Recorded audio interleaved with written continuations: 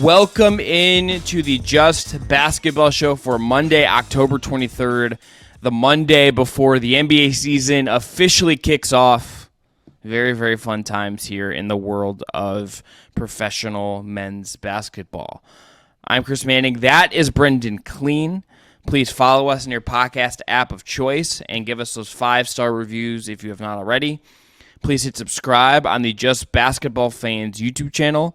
And want to remind you about our friends at Homage. Homage is the ultra-comfortable specialty apparel company with NBA and WNBA licenses that uses vintage-inspired designs to pay homage to the greatest stories, traditions, and figures across sports, music, and pop culture. Use the link below to make your purchase and support the Just Basketball Show. Later in the show today, we are going to talk about the Milwaukee Bucks and the Denver Nuggets as our season preview series rolls along. We're going to be wrapping those up here in short order with a couple more to come later this week. Finally, including, might I add. Finally. It's been a grind, Brendon, but we made it. We love all the local fans. We love getting a deep dive on every team, but man, am I ready to actually watch games and stop speculating about who might be good. Yes. We're also going to talk about 3 big WNBA free agents who are going to shape the offseason, including one whose teammates recently were pretty aggressively, dare I say, making the case for her to come back publicly, which is always a sign that, you got some work to do, I would say. But we're going to start with 2 bits of NBA news. First up, Steven Adams is out for the season. He has a PCL injury, the team has announced, and he's done. And Brendon, if you're looking at Memphis, and we just did their season preview, and I think we kind of talked around Steven Adams a little bit, but I think this is a very important piece for this team. This is a piece that they don't have an in-house option that I would really trust right now to replace what Adams gives them. I think they desperately need a big right now, and you compound this on top of John Morant being out, and I think that the Grizzlies are starting from a position of weakness and a position of discomfort at the very least as this NBA season begins. I think I said when we did the preview, as we talked through the worst-case scenario, which we do at the end of each one, I kind of boiled it down to a worst-case scenario for Memphis could be that they realize how important Steven Adams really is. And that could have gone in 2 different directions. If he didn't maintain his health and they suffered as a result, that starts to be a little bit discomforting if you're a Memphis fan because he's like the 5th best player on the team at his peak. Or he's really good and really helps, and that in its own way makes you feel like, okay, well, is Jaren Jackson going to really ever hit that peak of peaks? And now none of that's really on the table. And so they're going to find out just how important he was. They're going to figure out how, I guess, really much Jaren Jackson can fill that void. I mean, I don't really know where else they're going to look, to your point, because I think Xavier Tillman acquitted himself pretty well in the playoffs. I think he's better than we thought. I think he's going to play a role. He'll have to play a role. But Brandon Clarke, we talked about this too. He elected to have another cleanup on the Achilles after the initial tear about a year ago almost now. And I'm looking at an article in the Memphis Commercial Appeal where the GM of the team said, quote, if Brandon is able to get back at some point this season, that will be great, but we're not going to rush it. So with how they play and how much they clearly missed Adams when he was out last year, this is pretty bad. You don't want to overreact before you even see how a team adjusts. But we kind of have already seen this, and the results speak for themselves that they are just a worse team, a different identity team when he's not out there, and now they're going to face an entire additional season without him, and that's awful for a team that had plenty of issues before they heard anything about Steven Adams. I think that's all accurate. I think this is going to change the way they play. It has to. Steven Adams is, without being someone who needs the ball a lot, who has a high usage rate, who scores a lot even, gives you structure because of the way he screens, because of the way he plays physically, because of the way he attacks the glass. And he also allows Jaren Jackson to do different things on the defensive end, right? Jaren Jackson can roam a little bit more. He doesn't have to just be concerned with protecting the rim in a more traditional way. He doesn't even have to worry about rebounds in the same way because Steven Adams is going to box dudes out and grab his own rebounds. To be fair, I think, does he? Even when he has to, does he worry about rebounds, Jaron? No, not really. But like now he kind of like really has to. And like, does Memphis just say, F it, Jaron's going to play the 5 to start. We're not going to start Tillman. We're going to change the way we play and put another, just put another body on the floor. Do they start Tillman? Do they go get a Gorgui Dieng? Do they go get a Bismack Biyombo right now just to make do with what's going on here, right? Yeah. I think that's kind of those aren't great options, but like when it's October 22nd as we're recording this, the season starts shortly. They play their first game on Wednesday. What else? You don't have other options unless you're going to go make a trade, which is not something you really want to do when, like, I don't think like making a big trade for a center would like make any sense for them. They need to just find another body to make all of this work, and you see where it goes. What would you do as far as the starting lineup? So their options are obviously Xavier Tillman, who we've talked about, or Jaren Jackson at center, and that's pretty much it. But the ripple effects beyond that, could Kenneth Lofton Jr. be an option? It sort of seems like he may have to. The problem is they don't even have a lot of big forwards. They don't even have a lot of guys where you would say, if Kenneth Lofton Jr. time. It is Kenneth Lofton Jr. o'clock. Not really, but like. But maybe. He's going to have to play, I would guess. Like they have Isaiah Todd, who they got originally part of the Beal trade, and they snapped him up, so maybe they think he can play. I kind of don't. He's never really been an effective basketball player, very, very young still. It feels like it is. I would probably just start Tillman and say Jaren will sort of be our backup 5, and we're just going to have to get really aggressive with how we stagger things. I think somebody like Zaire Williams or David Roddy, the two guys we already kind of had penciled in who project as a little bit of upside athletic forwards, probably step up. But yeah, it's pretty bad. I just want to go through numbers quickly. The Grizzlies were 10 points better per 100 possessions with him on versus off last year. In 2021-22, which was probably their best season as a team, his first year as a Grizzly, their half-court offense was 4 points better per 100 possessions with him on the court. And yeah, some of that was offensive rebounding, but he's really grown as a dribble handoff player and as a kind of elbow hub as a passer too.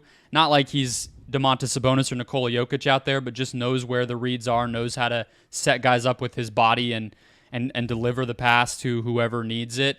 They're going to miss him in a variety of ways. I think we think of Adams as a dude who is just sort of standing around the basket and roughing guys up, almost like a backup caliber player. But no, he's the real deal. His contract goes, let's see. Why am I not it's only one more year here? One more year after this, yep, for $13 million.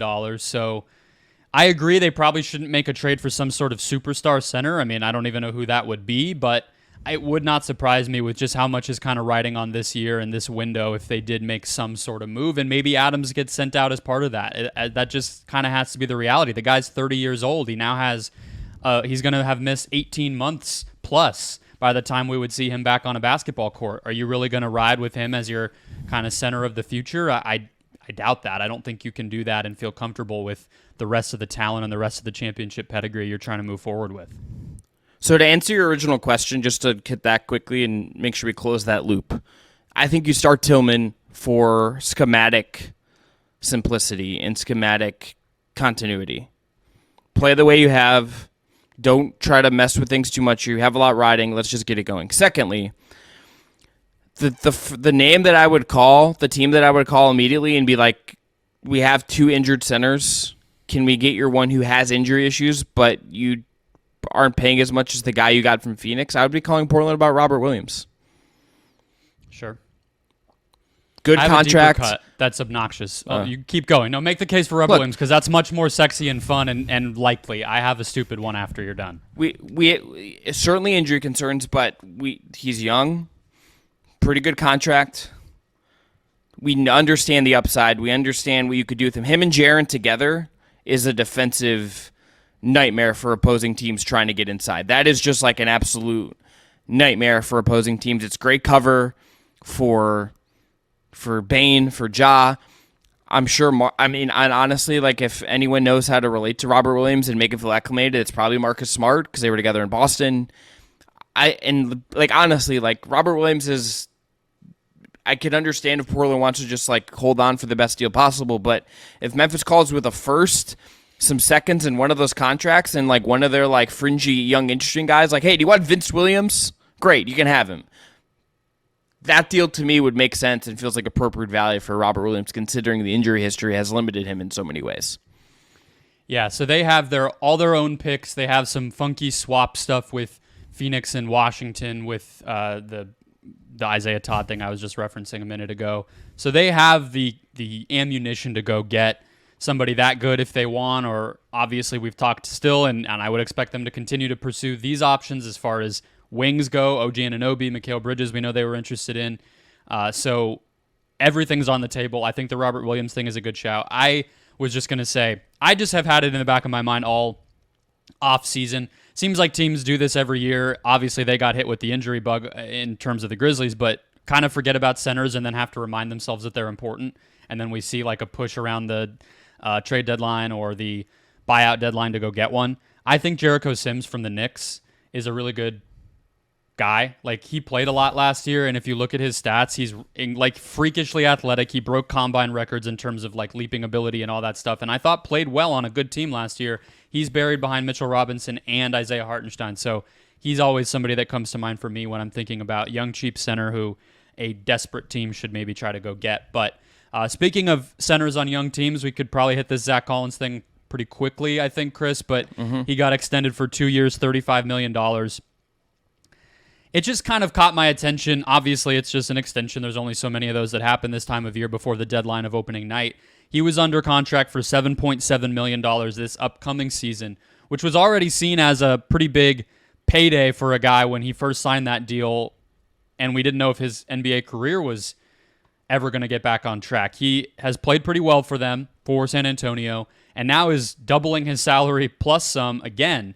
And they don't have a lot on the books. Like, I'm looking now, as of right now, they have like $60 million in cap space next year if they were to get rid of the likes of like Doug McDermott and Reggie Bullock and Chetty Osman and all the cap holds that they're going to have. So like they're fine to spend their money. They just gave Devin Vassell his extension, but I'm just pretty fascinated on how they spend their money and how they kind of lock guys into place, especially before we've even seen what Zach Collins looks like as that 5-man next to Wembanyama outside of preseason. Yeah, I think the other part of it is that this is a shorter-term contract, so in theory, this is flippable. This isn't a 4-year extension. This is 2 years in salary matching. If it comes to, like, if he plays well and another team wants him, you could flip him. If it doesn't work, but he plays okay, but the Wemby thing is an imperfect fit, the Vic thing is an imperfect fit, corrected myself, you can then do something and flip it, right? Like that to me is kind of baked into this kind of contract. It's like when teams like re-sign their own guys on like 2-year contracts, and it's like, okay, we do like you enough to pay you, but you're also the guy we need to trade, so we don't want to give you 4 years and a bunch of money that makes it harder to trade you. It's I think D'Angelo Russell, it's Karis LeVert, it's that type of thing. Yeah. And that's true. And they have Devontae Graham on a similar type of contract that they could eventually deal in a move. Like even Keldon Johnson, who they already extended, is kind of on that type of contract, if we're being honest. So it's not going to kill them, but it's pretty fascinating to see them do it earlier than they needed to. Real quick, just on the D'Angelo Russell thing, because we haven't hit on this, and I just feel like we need to hit this for the record. Got to tell you, I don't know if it's actually possible, but him shouting out Derek White is like his role model and like who he wants to be like. It's just really good PR work from D'Angelo Russell. Actually, this is funny. I don't know what made me do this. I think I was watching a Lakers preseason game or seeing those quotes and went back and looked. I wrote an article for Fansided when the first breakout year, that kind of half season when Russell really broke out with the Nets, when the year they made the playoffs and lost to the Sixers before KD and Kyrie came. And I don't really know if D'Angelo Russell is actually as I think it's an ability thing, as far as like, yes, he has some lapses defensively, but put some respect on D'Angelo Russell's name. he's pretty self-aware, and that goes a long way. Like, we think of him as just a stupid chucker who doesn't know what he's doing as a basketball player, and it's like, yeah, maybe he's not the winningest of winning offensive and defensive two-way players in the NBA, but it's gone too far. We got to put some love on his name. He's totally fine to go out there, play 25 minutes, do his thing, and praise Derek White on the way out. And look, he's much more famous than Derek White for some reason anyway, and everybody knows who D'Angelo Russell is. No one knows who Derek White is outside of NBA fans. Well, so it's the ice in the vein thing. It's the whole time he exposed Nick Young's off-court activities, and then he made a commercial where then he made the commercial that was self-aware about what he did with Nick Young, where he threw his phone out of the window. You remember that? I do. So okay, yeah, that counts. He's had his ups and downs. He is an interesting personality to have. I just think as a player, we can clown the Derek White thing, or we can be like, all right, man, I get you. You know it. You know where you are. No, I don't even mean to clown it. I'm kind of shouting it out as yeah. But because it sounds kind of absurd because he's not going to become one of the best defensive guards in the league. But it's I kind of understand what he's getting at when he says that. I also there's so many guys like him who sit there and they're like, yeah, I just kind of see myself as the next Isaiah Thomas, so I'm really just headed there. It's like, no, you're not. Yeah. It's true.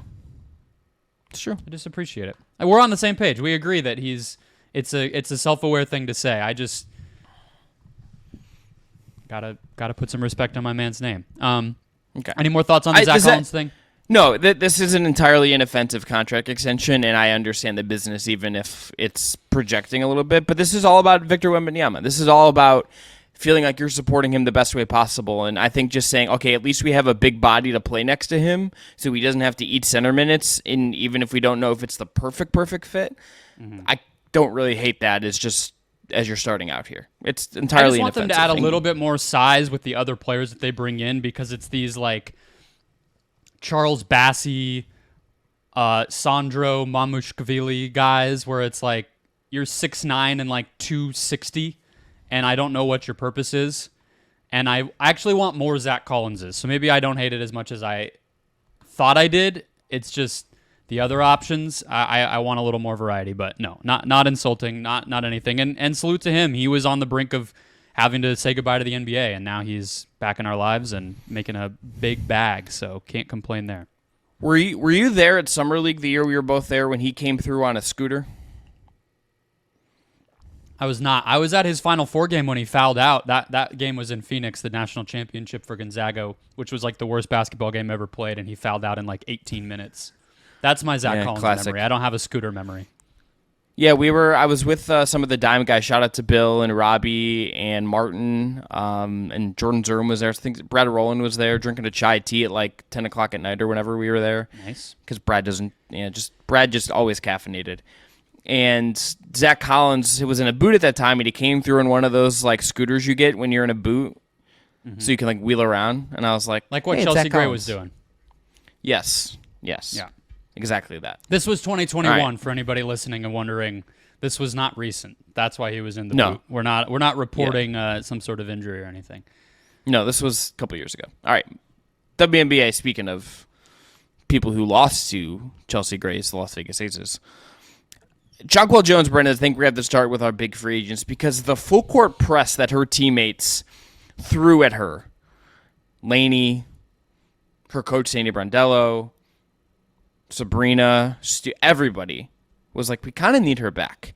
And it didn't seem to me she's not coming back, and how she talked about it. She is going to go play in China as well. It just seemed like she is. I would wonder if this is a little bit you're past the haze of the finals. You lost second straight year to the Aces. You're just a little frustrated, and you just want to take some time. But if she wants to compete for a title next year and still make pretty good money, there's no other place that makes sense for her other than the New York Liberty. But it seems like there's going to need to be some stuff figured out there based on what was said. It's always tough in the WNBA, right? Because there's a hard cap, and there's only 12 teams. So at any given moment, how many of them are really title contenders? And if you're talking about leaving the team you're currently on, then that removes one of the teams that you might think of as a title contender in your pool of options to sign with. The Connecticut Sun is the team she just played for and probably wouldn't go back there. So, not to be so reductive about it, but it's like there's only so many options. Period, let alone how many of them are actually going to win, like you said. So, just considering it that way, very in a vacuum, I don't think it would make sense for her to leave. You and I had touched on, when the regular season ended and different extensions that happened along the way of okay, who's still available, what players might move, and we're going to talk about our 3 biggest free agents left as of now. And I never thought she was on the table. I wouldn't have even put her on this list, honestly, until some of these comments. But the fact that it wasn't a sure thing to me did raise my eyebrows. Now, Breanna Stewart is getting cored, which is like the franchise tag in the NFL, basically. And Courtney Vandersloot has actually signed a 2-year deal, and then Sabrina Ionescu got an extension in the season. So everybody's coming back except her. You would have thought it would have just been, yeah, I'll be here. And so just the fact that it wasn't that, I think, is the reason we're talking about it and makes it worth talking about. She said, one, that she actually had to do her media stuff before she actually met with the executives of the team, and she said that was a little awkward for her. So, okay, give her some space. I get that. She said, I'm definitely trending toward coming back here. She said she's still trying to process everything. It's been an amazing season. She just has to go from there. And then she said that she thinks that they could win a championship if she were to come back, and that obviously factors into whether she would want to. I tend to agree that she's coming back. I think maybe the place I'm more interested in is something's off about this team. Because there's the whole blow up with Kelsey Plum and the back and forth on social media, which probably isn't worth going into because it turned into a bunch of media nonsense. But when Kelsey Plum pulled out the media twist of my words card, that's code for you fucked up. That's athlete code for I fucked up, and I don't want to take responsibility. If I'm being honest, if we're being entirely blunt about it, yeah. Ask Calvin Booth, right? You saw that too, I'm assuming. Yes. That he yes. gave some quotes to Kevin O'Connor and then pulled the that wasn't on the record card. It's like, okay, all right, Calvin. So all the stuff that was positive was on the record. All the stuff that was negative wasn't on the record. Sure. And Kelsey Plum basically did the same thing. But beyond that, you also had Alicia Clark and Sydney Colson on Twitter and in media interviews and stuff, just alluding to something that they seemed to pick up on about the Liberty that wasn't quite out there in terms of a little bit of a cutthroatness and maybe some tension within the team that spilled over into their battles. And I don't know. I don't know if you have any guesses or thoughts or view or vibe checks on what's going on in New York, but it just feels like the kind of thing where a month ago I would have felt like everybody's coming back, whether they win the championship or not. We're going to see what they do in year 2 together, and they'll be among the favorites to win it. And then just the past week made me kind of step back and go, could something surprising happen here that turns this on its head a little bit? And obviously JJ being the only one not under contract next year makes her the logical candidate to look at. I think the answer is yes, but it's just, it feels wrong to speculate about it. Right? This is a group that's been together for a year. I thought they were pretty vehemently, they came out hard against what Kelsey Plum said. The Aces, if we're also comparing to the Aces, that Aces group, that core of that group also just feels so locked in step with each other that I think is rare in sports, period. It is very rare that you get teams that are that dialed in with one another and that well just as a unit. Even the best teams, that's very rare. Dysfunction is often more common among these really great teams, regardless of sport, than it is you're in full unison and everyone gets along and it's kumbaya, right? I mean, Kobe and Shaq Ward. LeBron, during his second Cleveland tenure, was it was often very tense and stressful, and Kyrie wasn't talking to people. like the Nuggets being on the same page and the Aces being where they are, those things are not common. So like strife is not uncommon. I guess it's just it's hard to know without, frankly, just like the kind of reporting you might get if there was more media coverage from bigger outlets that have the reach and the whatnot to do it. It's hard to know. It feels speculative to just guess at it. But when Jonquel Jones opens the door a little bit, that's interesting. And this is someone who is 29, who's not like on the back nine of her career by any means, but it's kind of like it's go time for winning titles and maximizing your peak. It's kind of right now for her. And there's not an opportunity she could walk into tomorrow, I don't think, that would give her the best chance than just running it back with the Liberty. So there's just a lot. There's noise, and noise usually, like when there's smoke, there's fire, and this feels like there's some smoke. And this also just ownership wise, based on how Joe Tsai's run the Nets and how that has gone, it wouldn't shock me if there's something bold with the ownership, like in going for it in a really aggressive way. That's kind of where my brain goes with this. Sure, I agree. It's speculative. I agree that they kind of opened the door for that speculation with their comments. This just would have been an easy thing, considering they had 48 hours before they even needed to talk to media. They got fined for not talking to media to give themselves that space. They could have just all come out in unison and been very forceful of like, this was an incredible season. It's been an awesome experience to try to win a championship with this group. These things take time. We got further than we expected in year one. We'll be back next year, and we expect to win it all. You know, that like if I was team PR for the Liberty, I would have gotten them all in a group and said that to them. That's our message. And none of them really did that. You know what I mean? None of them really came out and said like, nipping it in the bud, this is over, everybody's coming back, and that's what it is. So that's why it leaves itself open. She is, a max player. She was a all-W caliber talent the last half of the year. She was the story. Her turnaround was the story. I also want to give, some space to the fact that she was pretty open about. She said there were times she didn't really want to go play basketball this year and was dealing with stuff off the court. I'm sure that's factoring into where she wants to play basketball this year. Well, that also made me surprised she was going to go to China, which might just be a money thing and earning a bunch of money thing. But there's also just like I don't know. I don't know if our producer Dylan will listen to this, and him and I may need to just talk about this. But like Saturday in Abu Dhabi, Alexander Volkanovski fought Islam Makhachev for a UFC title. He lost, and he fought 3 months ago. And he was talking about how like there's like a dark. He was like, I needed to get active again and take this fight on 12 days notice because like there's this darkness, and it's like this gives me clarity, this gives me focus.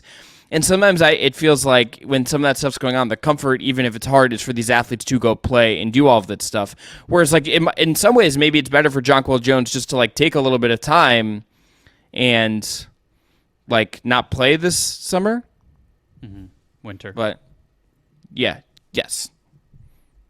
But I don't know. Like, we don't know, and that's not fair for us to speculate. I also just want to say, like, for the record, and I think I'm speaking for you in this,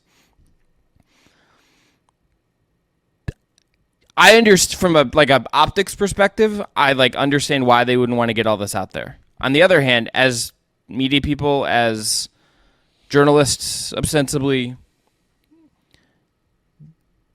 I don't ever want these teams to have filters or worry about optics. I want them just to say it how it is.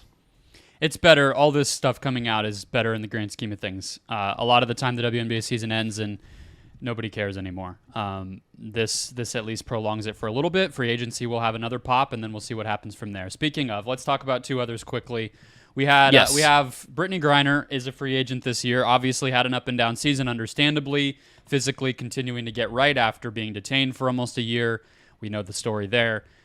It just goes a little bit alongside. Diana Taurasi has 1 year left on her contract, Chris. They just hired a new head coach. A questionable hire just in terms of his experience in the women's basketball game and other qualified, more connected, more ideal candidates making themselves likely available, whether that's college coaches, former and current WNBA coaches, et cetera, assistants. they went with Nate Tibbetts, who is a longtime NBA guy. This will likely be Diana's last year. Griner, I would assume, will sign a 1-year contract. So I do think she will be back. And then this piggybacks into our last big free agent of the WNBA offseason, which is Skylar Diggins-Smith, who technically is still, listed under the Phoenix Mercury if you were to go to a roster page, but is very clearly on her way out and did not play this past season and had a falling out with the franchise over access to practice facilities and all sorts of other nonsense. So I just bring it up to say that this is a big year for the Mercury because I think they want to win, but they continue to be kind of tied to the past. You mentioned it with Joe Tsai in terms of making a big splash. That's very hard to do in the WNBA because there is a hard cap, and there's only so much access to talent that you can really finagle. So it's just an inflection point, and how Brittney Griner finishes out her career and what she wants, and whether it's with Phoenix or not, and all these other things is a big story in the league considering her place in it. Also, Nate Tibbetts is a girl dad. I just want to make sure we have that for the record. What's hilarious about that, Chris, is it got a lot of jokes and maybe worse off because it's ridiculous. People. Yeah. It's a ridiculous tweet. It's ridiculous. Well, and it's not just a tweet. It was like all over everything. It was like in the press release. I only saw all the these tweet. Other things. It didn't say girl dad and all the other things, but it emphasized that he was a father of twins. His dad is like a legendary women's basketball coach. Yeah, and I literally didn't know that until like a few days after the hire because they went so out of their way to emphasize that he happened to have like girl children, which doesn't matter, rather than the fact that he actually did grow up around the game and had a connection directly within his family to the sport. It was goofy. Do you want to move on to Skylar and where she goes? Yeah, this to me, if we're really, we kind of maybe buried the lead on this because I just ultimately think Jonquel Jones goes elsewhere, or stays where she is. Excuse me. Brittney Griner's probably like going to stay one more year, and we'll see where that goes. Skylar Diggins-Smith is absolutely dipping out of the state of Arizona and going to play for another team, and where she ends up, I think could help create a third team that we think could win the title next year, but it could depend. And the team that I almost would want to see her go to from a pure basketball fit, the Dallas Wings, is like just kind of not on the table because of her previous stops there and that not being great. So yeah, I don't. If she doesn't like the Mercury, she likes the Wings even less. I think to me, it's 3 teams that she could go to. Skylar, I think it's the Atlanta Dream, who have drafted multiple point guard, theoretical kind of lead guard options, but none of them have really clicked. I think that it's the Connecticut Sun, who obviously were a semifinalist this year, and they got great seasons from Natisha Heidemann and Dejanay Carrington, but neither one of them feel like no doubt starters to me. And then I would say the last one is the Washington Mystics, who have Natasha Cloud, but she is a free agent as well.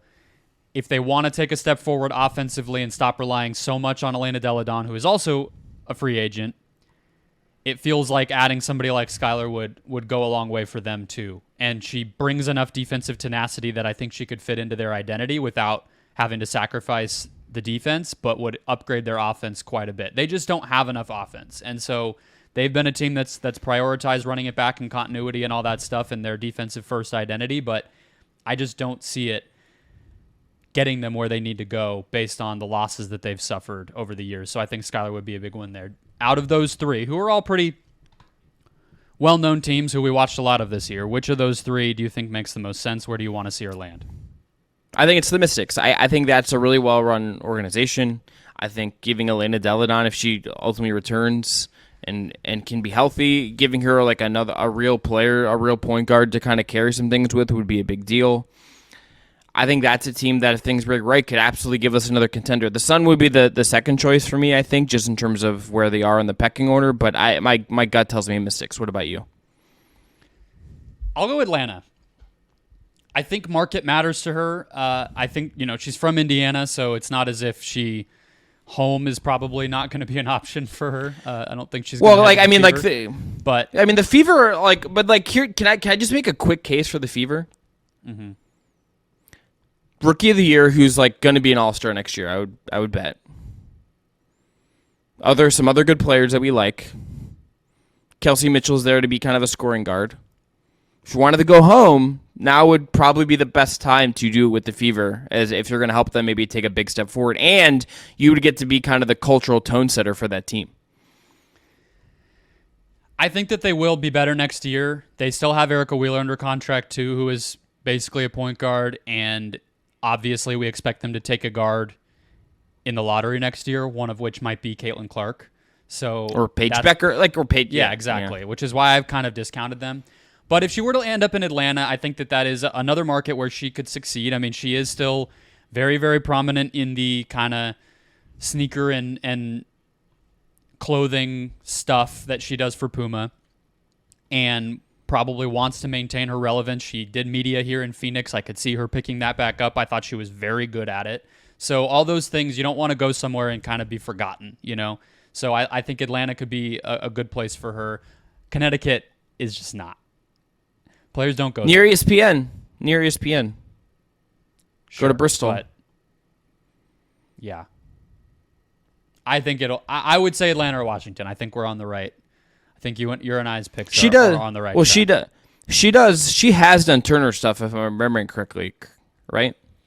I'm not sure if she may have done women's stuff in other places. The only media I've ever watched her do is just for the Suns local broadcast. That's what I was. I could be hallucinating that, but I mean, Turner is based in Atlanta if she wanted to do NBA stuff. Yeah, and I just think Atlanta's like right there, ready to take a leap, you know. And they just so often they coughed up close games. They did not have organization in their half court offense. I could see somebody like Ryan Howard being hugely benefited by having a real initiator to set her up with the off-screen stuff that she does. It just feels like that turnkey fit for Skylar there would really go a long way. So that's what I'm rooting for. I think Washington's a good one too. Maybe Connecticut a close third, but we'll see what happens. Yes. All right, let's move on. Season preview time. The Milwaukee Bucks. Brendon, I'm going to tell you right now that the two teams I think are going to make the finals right now, if I had to pick, are the two teams that we're going to talk about today. That's Milwaukee and Denver. If you're new to these season previews, we go most important player we'll be talking about at the end of the season, best lineup, best case, worst case, and over, under. Brendon, most important player for me for the Milwaukee Bucks was a very easy answer. It's Chris Middleton. Chris Middleton. Okay. We have a different Chris one. Middleton.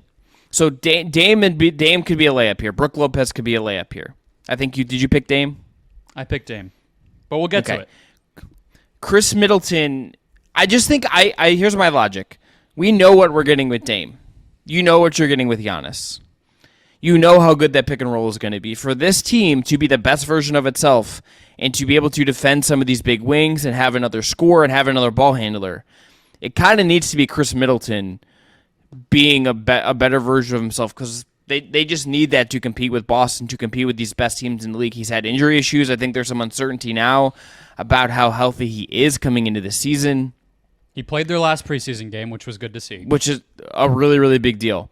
But they're going to need him to be a big two-way wing who defends, who creates, who makes some tough shots in the half court. They're not winning the title unless Chris Middleton is a really good version of himself this year. Yeah, that last preseason game was pretty informational, let's say, because to me, the defense is the biggest part of it. Yes, it's absolutely, because Drew Holiday could cover everywhere, and you didn't have to like ask Middleton necessarily to defend the best guy all the time. Now he kind of has to be that guy, I think, because Giannis is best in help. Giannis is best as a wrecker. He may defend, and he likes to defend some of these apex guys at times. But a lot of them are smaller than him too, right? So it's like, yes, hey, Giannis, go guard Devin Booker. Like, no. No, it has to kind of be Middleton that's going to do this, and they need him to be around, I think. I think it's a great shout on your part. Yeah, and look, because so in that preseason game, even and it's just preseason, and it's also early. He's coming back from an injury. I'm not trying to say this will be their plan from the jump, but just to state where the starting point is for this team and is for Middleton, they had, for the most part, Connaughton, and then even Jay Crowder guarding the best defensive or the best offensive player on the opposing team. So, for instance, when Jay Crowder came into the game, they played Memphis. Mm-hmm. When Jay Crowder came into the game, they had Crowder guarding Desmond Bane at the point of attack, initiating pick and roll. They're having 30-something-year-old Jay Crowder try to fight through screens with 25-year-old, slithery Desmond Bane trying to get to his pull-up three or get to, a glass layup or all these different moves that we know Bane has. It's such an indication of how their defense is going to have to be a work in progress. When the game started, they had Middleton on Marcus Smart. They had Damian Lillard on Zaire Williams. And I believe that they must have had Malik Beasley on Desmond Bane. I didn't write this in my notes, but that's what I'm guessing was the initial setup. And then they just relied on Giannis and Brook Lopez to be there, and they were. I mean, both of them, it's going to work. That's fine in the regular season. But I think to your point, Middleton is going to have to be an option in the biggest moments, one-on-one defensively, getting through screens, fighting through contact, not fouling, switching across multiple positions, just ramping up his mobility in a way that we haven't seen him do in a very long time. Because he was fine offensively in that Miami series. I don't think anyone would say the defense was where it was, as Jimmy Butler just ate Drew Holiday for dinner every night, and Middleton wasn't there to provide another option to guard Jimmy. I think that's kind of all the evidence you need of even where they were last year when they had Holiday. Now they don't. Yeah, there's just, I think, so much riding on Chris Middleton to me. But offensively, I kind of think he'll just be a shooter a lot of nights in the regular season. I think, yeah, but I look, Brendon, no offense to the regular season, which I'm very excited for. This is about the playoffs with the Bucks. This is about a title. You don't get Damian Lillard and be like, did you maximize December, Milwaukee Bucks? No, I give a shit about April and May and getting to June. I don't give a shit about anything else. Mm-hmm. So, Dame, what's your case for Dame? Yeah, I think, one, let's just start with the huge positives, which, again, that final preseason game, he finally looked like himself. He was a little uncomfortable, very visibly uncomfortable in the first couple that he played. But it was just a reminder of how much they've lacked burst offensively since they got rid of, and this is definitely not a high-level offensive player, but Eric Bledsoe. It kind of reminded me like why they got him once upon a time, even though Lillard is significantly better than Eric Bledsoe. He just is able to separate himself from the lineup that he's out there with offensively, who's setting the screen, whether it's semi-transition or half court or whatever. Lillard's just able to beat his man off the bounce and get a bucket from wherever he wants to over and over and over. And it's just going to make life so much easier. I mean, we talked about it when the trade happened. I don't necessarily have the deepest, most analytical takes on this stuff. He just simplifies things, and that's kind of the point as far as the offense goes. And I think defensively, again, it is really a conversation between the regular season and playoffs. Because I think in the regular season, it's rare that you see teams really, really go at a weak link to the point where it's like, leading NBA Today the next day. It's just not common because it gets the offense out of its own rhythm, even if it does exploit the weakness of the defense. Mm-hmm. That said, he is not far off from like Trae Young or some of these guys, Ja Morant. Like, his defense is pretty terrible. And it's not just on ball, it's also off ball. At his size and everything, what even is the pathway to him making an impact on defense? I don't think there is one. I think it's just rolling with a negative. So it's like one of the biggest pendulum swings of value on one end and taking away value on the other end, and it's just going to be fascinating to see how it looks all year.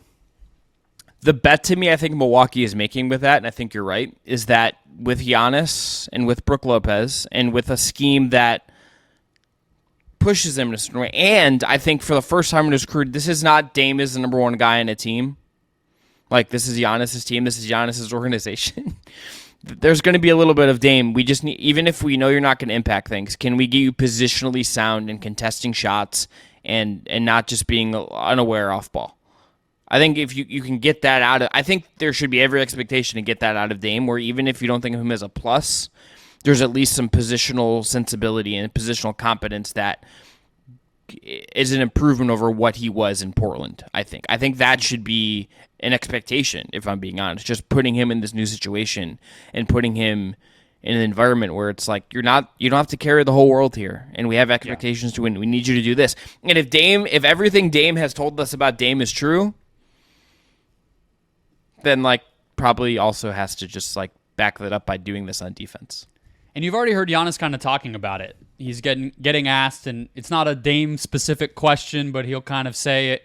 We need everybody to be committed on both ends of the floor. It's going to be uncomfortable, all these different things. And it's like, well, everyone else on the roster's already played with you, brother. So we kind of know who that's, talking He's about. Actually And I don't even think it's negative.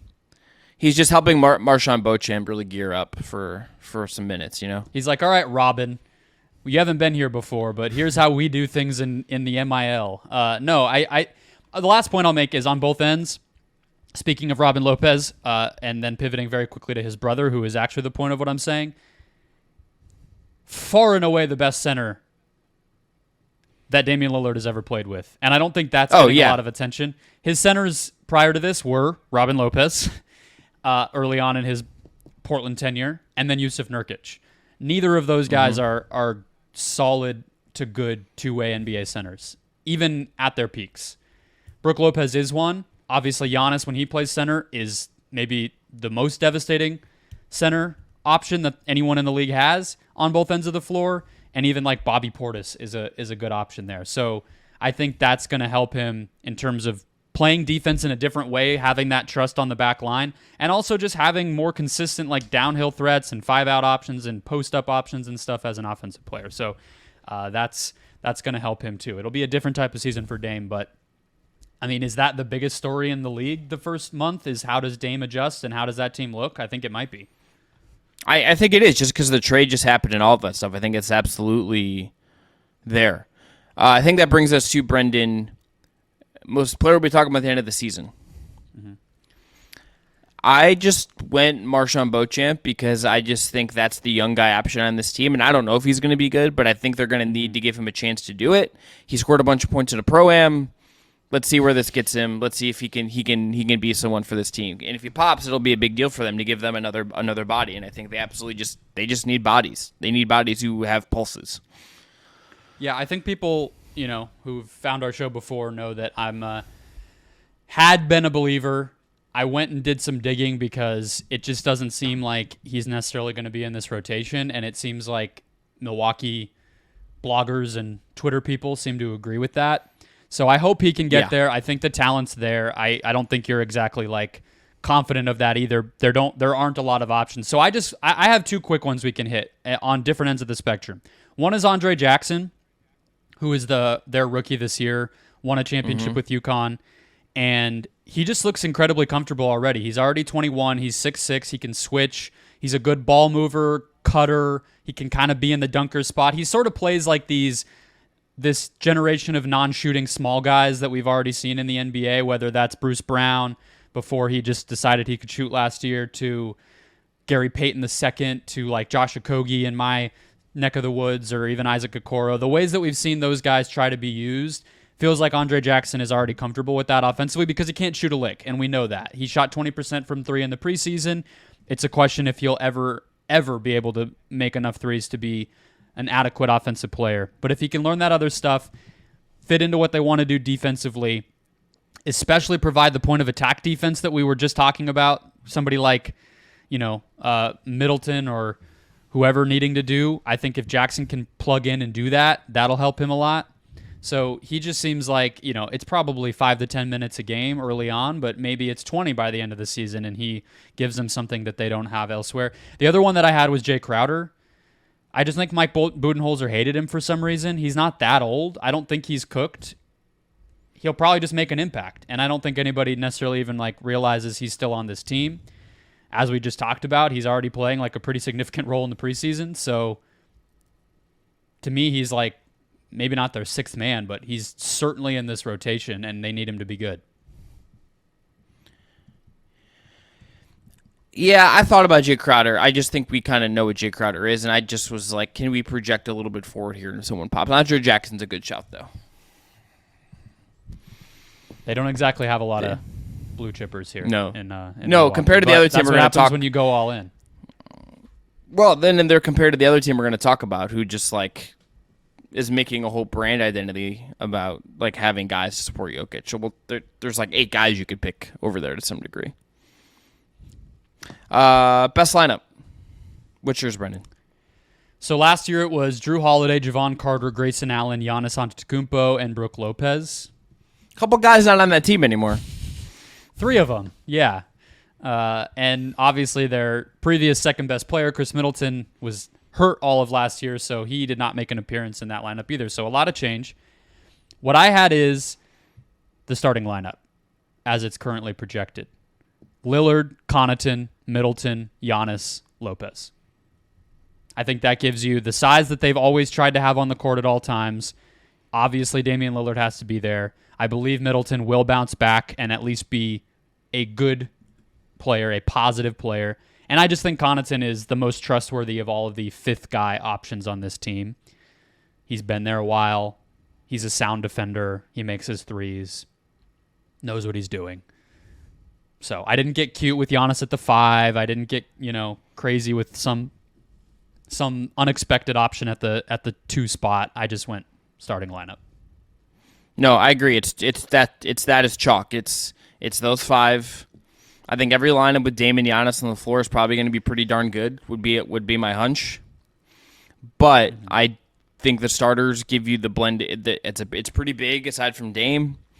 It gives you the positional and defensive schematic strengths of having Brook next to Giannis. It's got just enough shooting, I think, particularly with Dame. And if Brook can have a decent enough year from 3, you're in a good spot there. So I think it's absolutely that starting 5. I think that what levers they can pull to find like their second, third, fourth best lineups is going to be a really interesting development. But I don't think that there's no doubt to me that top 5, that starting lineup is not going to be really good. So along those lines, I want to just put a stat out there as we're thinking about lineups. The defense was 6 points worse per 100 possessions with Drew off last year.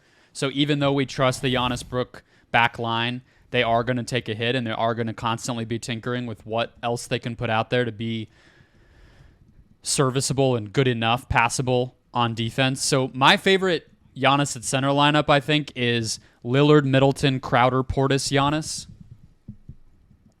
You put enough help defense and size out there that even though Lillard is going to be a little porous up at the top, you still have long physical guys in Middleton, Crowder, and Portis to clog the paint, take away driving lanes and everything else, and then you still have Giannis as the rim protector. I think we could see that lineup pop. As long as Crowder is good this year, I think that 5-person with Middleton as a huge 2 could be pretty cool too. So that would be my pick for kind of the non-Brook Lopez lineup.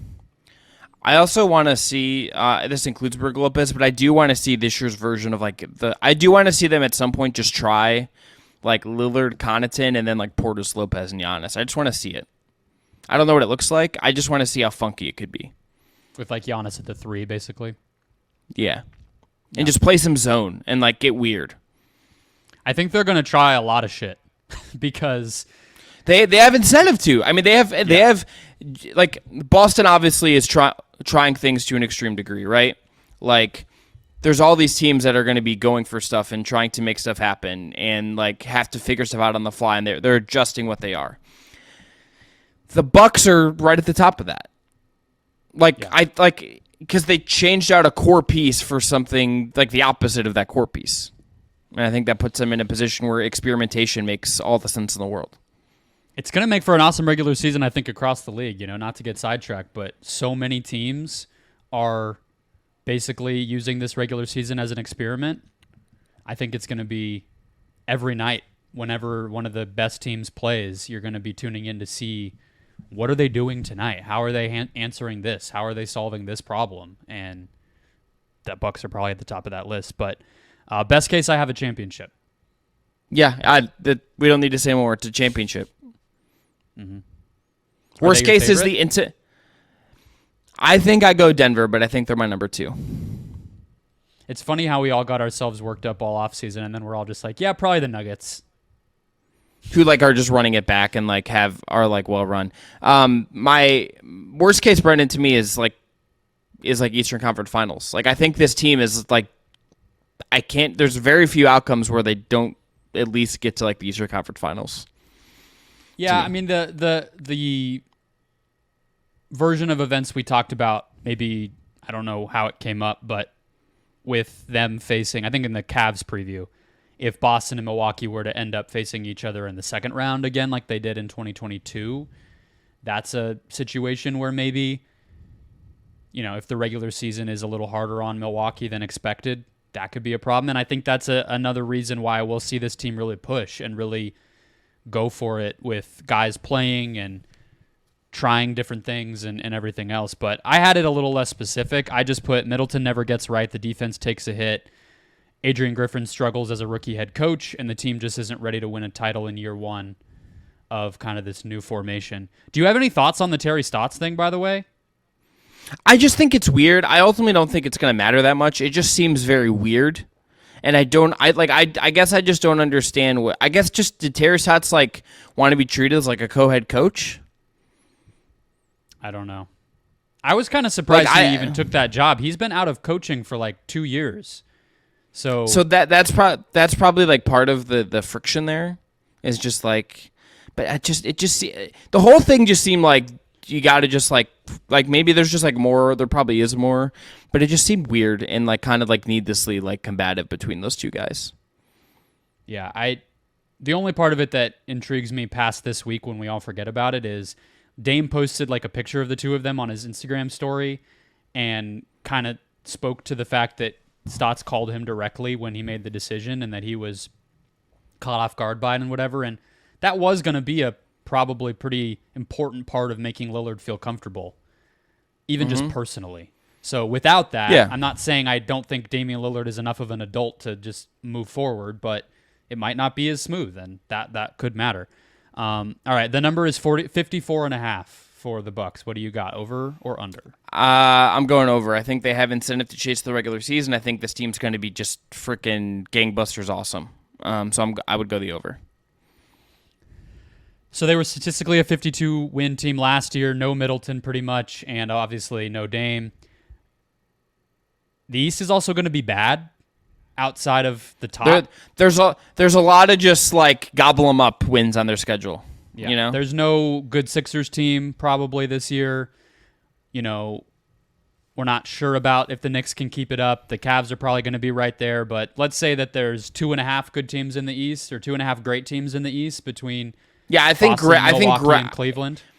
I think there's 2 great teams. I think there's a lot. The Cavs have to prove it. We can't give them even half credit. You can't lose in the playoffs, then add Max. I'm talking about the regular season wins. I'm talking about the standings. Okay, I'm saying I think they're a cut above the Knicks or the Hawks or the Heat in terms of the regular season. But then after that, there's a drop off, and you have a bunch of low to mid 40s teams. So I think, we saw last year when both Boston and Milwaukee gobbled up wins, I think we'll just see that again, especially because they're both better, I think, this year. So, yeah, I had the over. It's kind of crazy to say over on 54.5. That's just a huge number, but I'm going to roll with it. Yeah, I just don't expect that this team isn't going to be great. There's just, barring injury, I'm just give me all of the Bucks. Smoke. I want all of it. I don't think that's even the right phrasing, but I just want everything related to this Bucks team. I think you meant to say stock. Yeah. I'm just smoke is you want Giannis to punch you in the face, and I don't think you want to ask for that, Chris. I don't want that. I specifically also don't want Bobby Portis to punch me in the face. Yeah, that's better. That's probably the scariest punch from the Bucks. I think Crowder's on the list there. No, Bobby Portis broke a dude's face. Yeah, that doesn't mean Jay Crowder couldn't. He just has not chosen to. But Bobby Portis actually like broke Nikola Mirotic's face, and now Nikola Mirotic like plays in Europe because he just like had a bad NBA time in the NBA. Yeah. No, I don't want to be punched by Bobby Portis. I'm just saying that's a personality trait of the willingness to throw the punch. The strength of how hard the punch comes could be matched by other players. You know what I mean? So I don't know. I probably nobody on the Bucks. I don't want to get punched in general. I'm a baby. All right, let's move on to the Denver Nuggets. Is who I would pick if we're anybody on the Milwaukee staff or anything this year. Terry Stotts is who I want to try to punch me because seems like a kind grandfatherly man. He's also he's gone. not. He no longer. He's also gone, so you can't really pick him anymore, Brendon. Tough look for you. Maybe Pat Connaughton. Well, no, he's a baseball pitcher, so I don't know. All right, let's move on to the Denver Nuggets. Your reigning, defending, undisputed NBA champions. Brendon, most important player. I'm going to give a troll answer for this because I think there's like just a very simple answer for this. It's Nikola Jokic because A, he's great, and B, I just want to see when he actually gives a shit. Because I just think the first month might just be like Jokic fucking around a little bit and like thinking about his horses. Yeah, I don't know if we're getting this guy out of him. This guy. I mean of him fucking around. I don't mean like being. No, I know. I'm saying I think it might be like 6 months post trade deadline, maybe March. When does horse season end in Serbia? Like, I don't know. We need to like really get a breakdown of this. Jokic is obviously the bellwether of this team in so many ways. He's the structure of this entire team. So my troll answer to this, because I think, and the real answer is probably like Jamal Murray or like Michael Porter Jr. or something. But like my troll answer that is probably like somewhat grounded in reality is Nikola Jokic, and when he like actually locks in and is in shape. Well, of course he's the most important player on the team, right? I think that is the answer because this team is... What are the Nuggets without Jokic? Like a lottery. They're a lottery. They're a lottery team. They're a lottery team. That you're gonna... Yeah. I feel like you think you're talking like you're gonna get Nuggets fans on your side with that, and I think that's actually disrespectful to the rest of the team. Okay, no, a play-in team? Like if you put a league average center in for Jokic and you have to rebuild the whole entire system? Yeah, let's say it's like Ivica Zubac is their center. They're like a play-in team. The whole system is also different. They can't play this way with anybody else. Like Jokic amplifies everything to where like I think if you removed him or you get a lesser version of him, the product isn't going to be as good. Like Jamal Murray wouldn't be as good without Nikola Jokic. Like that partnership has benefited Murray in a really good way, and he should get credit for playing into that because there's other guards who wouldn't have wanted to play like Murray has played. Do you buy that Jokic is at the point in his career? Because we're going to talk about the guy we'll be talking about at the end of the season next. I imagine we'll have some list of young players that they're going to rely on to take a step forward. Do you buy that Jokic is at the point in his career where he is now like Steve Nash or LeBron James, that you really can just plug those types in and they'll just be good because they get to play with that guy? Yes. He's there. He's been there. But like last year was like, let's just officially just mark this as such. You have nothing to say about the best player in the NBA, Chris. You get a softball to say the most important player on the defending champions, and you're like, yeah, the horses.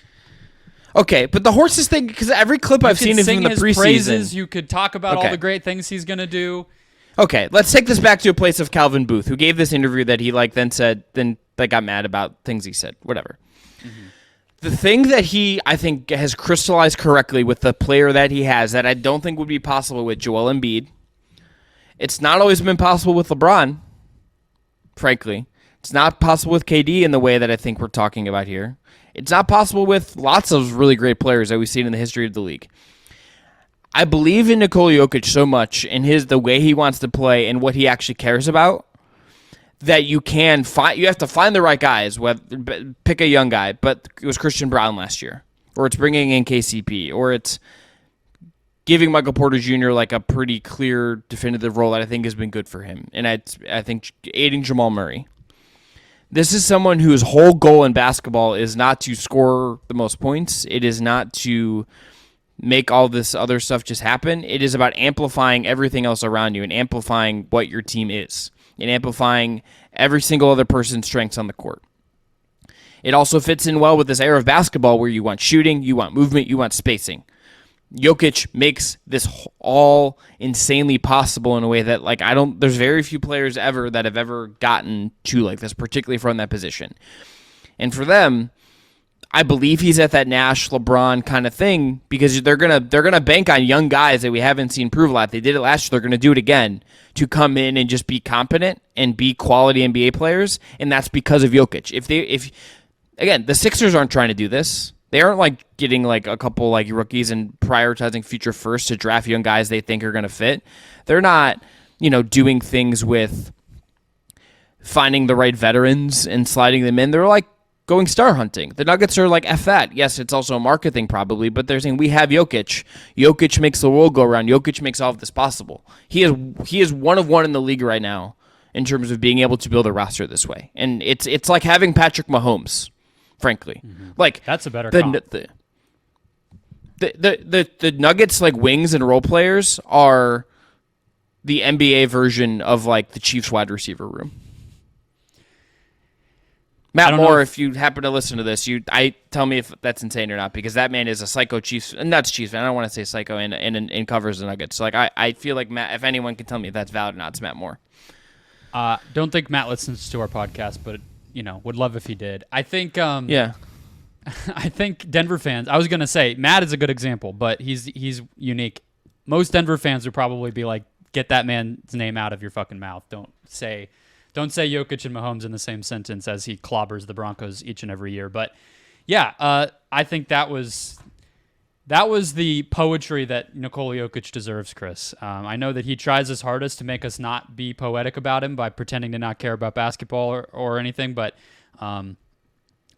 we can go quickly to my other one. I just want to say, to add to your point on Jokic, to me what kind of helped me see it or prove it is the way that KCP integrated into that team last year. Because it's not just that he helped them win, played well, became a stalwart that they're probably going to keep for years and years to come. It's that all these little tricks and intricacies of their two-man game together and their relationship on the court just clicked into place out of nowhere. It's not just that like KCP got a bunch of spot-up threes. It's that all of a sudden he's coming off of dribble handoffs with Jokic. He's cutting. He's pinging the ball to the right place. And that type of like infectiousness that playing with Jokic brings you. And KCP's a good player. Proven in a bunch of different settings. High usage in Detroit, lower usage champion in LA, and then out to Denver and adjusted once again. It's not against him. It's just if Jokic can do it with that guy in 1 year, then I think that if I'm Calvin Booth, that's what gives me the confidence to just say, yeah, come one, come all. Jokic will make you 15% better. I had Jamal Murray, and we can just go through him quickly. I just think this might finally kind of be the regular season for him where it really hits. All-star season incoming, I think is very possible. Well, I didn't want to go there because we're doing a unlikely but possible prediction thing with our guest next Monday. That may or may not be on my list for that, but I have 47. He had 47, 40, 93 shooting splits in the playoffs last year. 7.1 assists per game, which was almost a full assist more than he had in the regular season. And just, look, I mean, had some of the most incredible individual postseason moments of anybody who played last year. He had a 40-point game, a multiple stretches of 30-plus consecutively, and just felt like late in games, he was absolutely on par with any of the guys that they were going up against to just create an incredibly difficult one-on-one bucket. And I think like he's 15th on the Ringer's top 100 list. Maybe that kind of tone is starting to change now that he's done it at the highest levels and all the stuff we say guys have to do. But I think this is the regular season where that kind of finally starts to click into place. Who do you have for the guy we're going to be talking about at the end of the season? I went with the guy that is, I think, from my reading of Denver media and our friend Adam Mares and other people in that space, that the name that has come up, I feel like more than anybody else, is Julian Strawweather, who's a rookie for them. But they're talking about him like he's like a third-year pro. Mm-hmm. And like I think he's going to play, and I think like someone from him and the Hunter Tyson group is going to really pop. And I think Strawweather comes from Gonzaga. He's a really good shooter. I think this is someone who is going to get real minutes for them and be just like a, hey, you know how like they just like got Christian Brown and like he really worked for us and can play big minutes for us? I think Strawweather has the best chance of Hunter Tyson and those guys to be that guy for them this year. And there's just always going to be need for a guy who can shoot it like this and who can acclimate really quickly to what you're going to do. And the Nuggets have proven, I think, that they're willing to trust young guys, even if it's 15, 20 minutes a game. They are willing to give young guys, admittedly a guy who was a little bit older coming into the league, the chance. And I think that is... They'll give them the chance, although I do think it'll be an interesting year because Mike Malone is pretty prickly. Like, I think Nuggets people were pretty surprised when Christian Brown became part of the playoff rotation. But this year they kind of have to do it. Right, but to Calvin Booth's credit, what they do with the roster is kind of it's why I think it's good not to have your coaches making personnel decisions, because you can take some of these decisions out of your coach's hands by just giving him, hey, this is your 15. This is your 14, 15 guys. You just got to like play the young guys because that's what we're going to give you. And I think Strawweather, of the ones, just feels like a good, like he feels like a long-term like KCP replacement in some ways. Sure. And he feels just like a guy who's going to light it up from three and fit really well with Jokic. So that's my answer. I think you got another E in there. I think it's just Strawther. Strawther, I think you're correct. I think I just am bad at reading, apparently, on a Sunday. I've never heard it said, but it is Strawther. I want to do our man justice. I put in extra E in my notes. I put an extra E in my notes, and I'm looking at athletic headlines from The Athletic and the Spokesman Review and all that stuff. So, yeah, it's Julian Strawther. I apologize to the case for him being the KCP replacement is a good call. I think I kind of just want to list off his point totals since Summer League into the preseason. 15 points, 7 points. And then to close out preseason, he had 21, 23, and 25, all with 3 or more made threes and 6 or more free throw attempts. Then we get to preseason, 20 or more points in 2 of 4 games. And the other ones, he had 16 and 12. Again, made 2 or more threes in each of those games and got to the line pretty consistently. Like, I don't know what his defensive upside will be, but obviously the fact that he's 6'6" and experienced makes you feel good that he can at least survive defensively in what will probably be a pretty small role, all things considered, because we're looking at Christian Brown ahead of him. I think Reggie Jackson will play. They just extended Zeke Naji today, who we didn't talk about, but obviously that's a center who will get some minutes. I think if all you're asking him to do is not kill your defense and make open shots and be aggressive, I think they found their guy. Coming out of Summer League, I actually thought it might be Hunter Tyson, because it just felt like with the Vlatko Čančar injury, the loss of Bruce Brown, it just seemed like kind of size and physicality was more of what they were going to need. But I think you just roll with who's playing well and you make it work. And they obviously have other options for size, including Gordon and Porter Jr. and everything. So I think this is the guy. I think he'll be the one who slots in, and we'll see what happens. It also might just be Tyson. It just could be Tyson. Sure. I think the beauty of this is that it's like Brendon, the answer could just be Christian Brown is like much better in year 2. Like that could just be the answer. Yeah, but they need bodies. Like they need rotation players. Yes. You know. Yes, I mean there's not even like Jeff Green they can turn to this year, which would be another case that there's just room here because he went and got the bag from the Houston Rockets. The other one I would throw out just because, well, mine was Strawther, but the other one I would throw out because I think it's another possibility, and he's not a rookie, is Peyton Watson. Unfortunately, his preseason has not gone great, at least in terms of shot making, and that's if they can make it work where he can just impact the game defensively and they can spoon feed him and make life easy for him offensively, so be it. He's another guy, like to your point with Hunter Tyson, I could easily, he will probably play at various points throughout the year. But if you're talking about who gets that Christian Brown spot this year and suddenly is making an impact in the postseason for the Nuggets as they try to chase a title and earn Mike Malone's trust and all that, I wish I felt better about Peyton Watson, but I just don't think I can fully sit here and make the case that that's going to happen. We'll just have to kind of monitor it throughout the season, but it's cool. I like to your Patrick Mahomes comp, I like those seasons for quarterbacks in football, and I like it in basketball where it's just, hey, we're great, and we're just going to see what else we can kind of tweeze out of this. And every time you turn on a Nuggets game this year, it'll just be, oh, this one popped today, or wow, this guy's had like a great month. Awesome. And then by April, it's like, all right, which of them's in the 8? And then it'll be kind of cool to see how they just kind of make it work. Because I don't think it's going to be Reggie Jackson, Justin Holiday, DeAndre Jordan. Like, the vets are there, but it's going to be the young guys who power them wherever they're going. They're there to give you, like, a body in case the young guys just don't work. Mm-hmm. That's that. Like, and I think Zeke Naji could be an answer here, but we'll see if that actually pops. It's kind of been waiting for. And when Zeke you back Naji up the best player, it's kind of hard to beat out. Yeah, but it's just but you never know. All right, let's go to best lineup, Brendon. What was last year's best lineup, and what are you thinking for this year?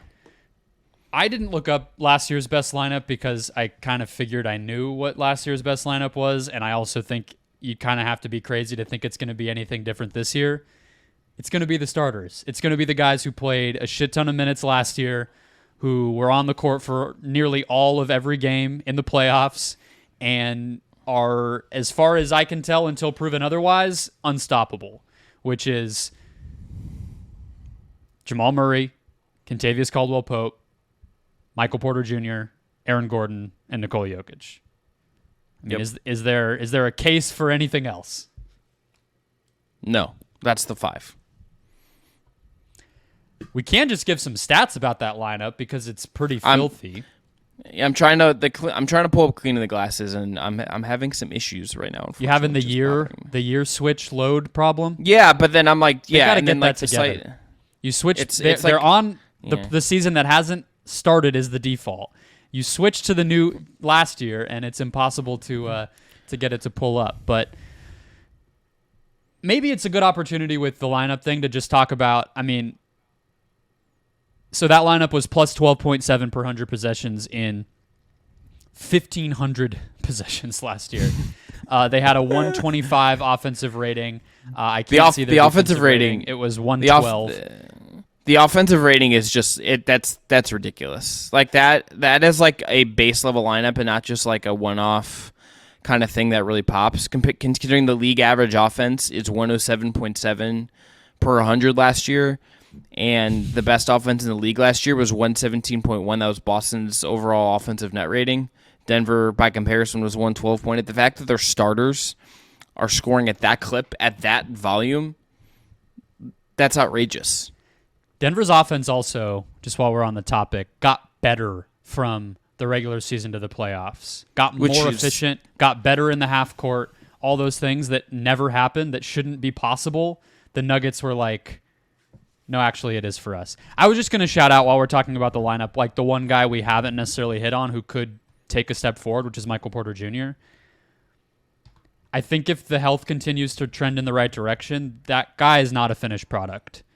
And if we're talking about him standing out in bench lineups more, him maybe taking some of the load even more off of Jokic as a scorer, or getting to the basket and free throw line more and more as he feels better physically, all these things that I think are still untapped for him. And he's a much better defensive player than I think reputation would tell you. So yes, I think most basketball fans know that by now, but maybe they don't. And I think he'll even take another leap this year. So he's probably the guy to hit, but it's just hard for me to, who are you taking out to say that somebody else would make the lineup better? I don't think that's going to happen. So it's just easy. on the this is not abnormal in terms of Jokic off, but Porter on, no Jokic, 831 possessions in total. Biggest one was 59, so not a ton of continuity there. Outscored on average by 7.5 per 100. Scored 111.3 per 100. Defensive rating of 118.8. And there's a big debate, I think, among Nuggets people right now as far as, like, do you try to stagger Murray and Jokic more in order to make up for the youth in some of the backup reserve lineups, or do you keep them tied together and just hope you win those minutes by a lot and the other stuff can figure itself out? And I think MPJ being a rising tide for some of those lineups, at least as a scorer and creator, would go a long way to maybe you don't have to mess so much with what's worked in the past just to make those young guys feel comfortable. So it matters kind of big picture for them too if he does continue to take a step forward. Best case, back-to-back NBA champions? Yep. Back-to-back. That's it. It's there for them. If you had asked me to pick today, I guess I said this before, it's either them or Milwaukee for me as of right now is who I would go with. If you were me full prediction. And the Nuggets were in your conference, how upset would that make you? I imagine the Suns are not exactly this analogy I'm going to make, but it's probably similar to how like Hawks fans felt when like LeBron was just in their conference for like 5 years, and it's like everyone gets named, like we get named Eastern Conference. We all get named All-Stars, and like our starting five with DeMar Carroll is the Eastern Conference Player of the Week, and then the Cavs just show up in the playoffs and are like, okay, you're cooked now. This is over. Like, we run this shit, and it just happens. And it's not quite that because the gap isn't as big, but it's got to be annoying, right? You know, doesn't feel great. Yeah. Like I'm like if you're like Matt Ishbia is probably like up at night thinking like just frustrated about it. You know, I'm sure Frank Vogel's like whole like mode the next 9 months is going to be like, how do I build the defense with this group to defend Nikola Jokic well enough? They're definitely forcing me to. It's like, as I get ready to do predictions for Locked On Suns and whatnot, it's like, make my audience happy, be honest about how good the Nuggets are. I went through it already in the second round last year where I was like, I want to give the Suns some credit. I don't want my audience to think I'm just a hater, but also I think the Nuggets are going to win, and it's not a fun place to be. It's just a Grim Reaper in my closet every single night when I go to bed. Not the Slim Reaper though, which is still a great nickname. Well, I also would say this. He's not in my closet. He's around. He's here. Yeah, okay. I don't know what I was doing there, but I just went for something. The other thing I would say is that, and I mean this endearingly to like nutso local fans, I just think also like local fans sometimes they're just so like in their own little bubble that you're never going to get to them no matter how positive or negative, like how positive you are about the team they love. No, because like local fans are always making the case why what could happen to allow them to surpass a challenge. It's not like they don't think the Nuggets are good, but it's like, well, but then the Suns could do X. It's like, yeah, they could. Are they? No, because the Nuggets are insane. Yeah, or they're like attached to like one guy. It's like right now, like I had on the Locked On Cavs like comments, we had a guy like saying that like Amani Bates is better than Max Strus, and I'm just like, what are we doing here? Exactly. People like just, my guy. I'm like, they lose their minds. Eternal optimism. By the way, I meant to say this off air, but we're here. Might as well. Cavs preseason, we got a Mitchell, Wade, Niang, Strus, Mobley lineup. Yeah. Oh yeah. Hell yeah. Hell yeah. Oh yeah. Oh yeah. I loved it. That's some really good stuff. And the thing I love about it, to keep making quarterback comparisons, is it's giving Mitchell like easy read. It's like he's a play action quarterback who like designed things so he knows where to go with the football. It's just he knows where to go with the basketball when he needs to take a pass. It's not complicated for him. Because everybody can shoot, and then you have one freak athlete in the middle. Yeah, I was hyped about that when I saw it. Yeah. It's doing the Lord's work to tell Donovan Mitchell you're setting him up for success if you're trying to keep him and whatnot, if I'm being honest. It's smart. See, we have shooting. We have all the stuff you could possibly want, Donovan, and this young center who might get better. All right, over-under for the Nuggets is 52.5. Might get better.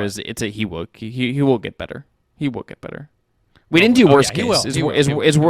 Is worst case just like they lose in like the second round, just like freakily? Like losing the Western Conference Finals? Yeah, I agree. I think it's like it. Yeah. Who would you say is the most likely to beat them in the West? The Suns. Yeah, I agree. I don't think that the way that the Warriors and Lakers built themselves as defense first teams it stands a chance, personally. I think if there's ever the only case I would make for the Lakers is that if LeBron has one more like Predator LeBron series in him, Denver does not have an answer for that. I just don't know if he can. I know. I can never quit LeBron is the thing. I just can't. I think Aaron Gordon's a pretty good answer for LeBron. I mean, you're not ever going to stop him if he's at the apex level you're talking about, but yeah. I just don't know if he can get there. I don't know if he can get there like the same way you really would need him to like make life hell for a team like that. Yeah. But under. I think it's the Suns just because you have to stop them enough. And I don't know if the Suns can do that. Right now, I don't think they can, but you have to stop them and make life hard enough on them, but then you have to keep up with them offensively. And so that's why I think the two East teams and the Suns are the kind of best opponents for what Denver does. Yeah, 52.5 is obscenely low. It feels like whoever made that line and said it is very much just like watching the same videos I referenced earlier about Nikola Jokic, just thinking about his horses. Like the West is obviously better than the East, so if we're comparing it to Milwaukee or Boston, it's like I get that I don't expect the West to give as many wins to the top seeds, but I just think there's a lot of outcomes where Denver is a mid-50s team and not a lot where they're like a high 40s team. So 52.5 just feels, as far as like a betting line, very, very low. They also won 53 last year and didn't really care for the last month of the season. And if the Suns or Warriors or Lakers push them a little bit more, and maybe the top of the West, which I think is going to happen, sets itself apart, and we don't have like a Sacramento or a Memphis like middling team breaking its way through this year, then you're probably talking about like the top four having closer to 50 and the bottom of the West having, more like 500 records, and that helps Denver. So it's outside of injury again. I don't see really the case for the under here. I agree. Brendon, I've kind of answered this. Who are your like two, if you had to, we're going to do again predictions next week, be on the record, but right now, who are your like early favored from each conference? I said Milwaukee and Denver. Are you on the same page, or are you Boston and Denver? Yeah, that's where I am. The more I think about it, we'll talk about Boston on the next show. Pretty big experiment going on over there. A lot to see click into place before I'm willing to say that it's them. I just feel better about the structure of both Milwaukee and Denver. The fact that they were able to, Denver didn't even really make any improvements, but the fact that Milwaukee was able to make their improvement without changing kind of the main structure of their team too much, and that Denver kept the structure and didn't really have to change anything, like in a season that's going to be pretty experimental and weird, that matters to me. So that's why I have those two, because the Suns are the same way. I have no idea what the Suns are right now. How could I pick them to win the championship? Sure. All right, we're going to end there. I'm Chris Manning. That is Brendon Kleen. Back at you later this week with more season preview content. The train keeps rolling along as we close to the season. We are going to do Portland with our friend Eric Garcia Gunderson, Boston with Zayon, our TikTok maestro. I'm giving him the title of maestro, and season predictions. So tune in later this week for that edition of the Just Basketball Show. That'll be in your feeds, I believe, Wednesday. So after your first round of games, but before the big slew of them comes on Wednesday night. Until then, I'm Chris Manning. That's Brendon Kleen. Thanks again to Dylan Heiser and Zayon for their work on production. Peace out, everybody. We'll talk to you next time. Enjoy the hoops.